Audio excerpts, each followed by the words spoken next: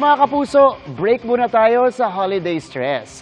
Pasyalan natin ang ilang game-changing na kainan na mukhang ordinary sa labas, pero IG-worthy pala sa loob. We're on a mission for today's video. Not for hidden treasure, pero para sa mga hidden kainan near the metro.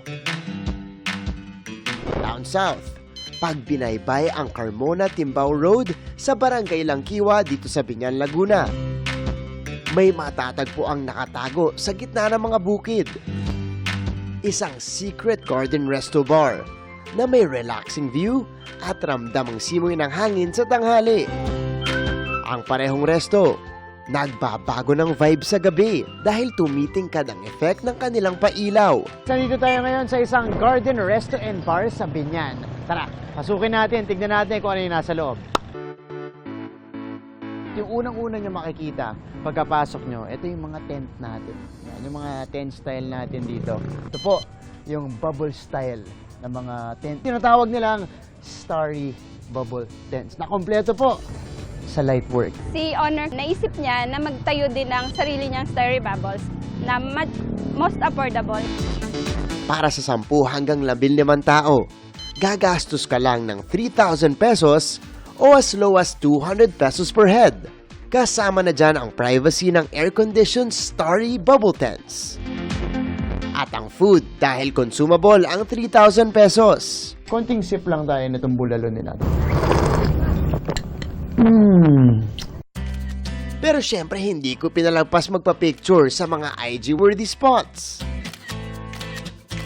Maganda rin yung vibe, malamig sa loob, at masarap po yung pagkain. Ang maganda po dito, mga kapuso, super affordable po. Pero kung mas relaxing naman para sa'yo ang view ng tubig, you can head up north and visit this hidden spot sa Valenzuela na unti-unti nang nakikilala.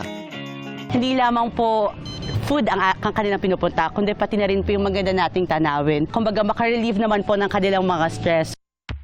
Siguradong sulit ang bisita dahil may mga water activities din sa lugar tulad ng fishing, kayaking, at bike kayaking.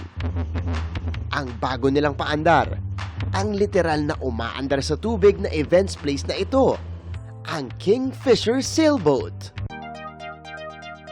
Paniguradong pag-uusapan naman ang kanilang mga putahe tulad ng crab marites o crab in olive oil and garlic, surf and turf, prawn salad, pati ang kanilang special drinks. Very accessible siya.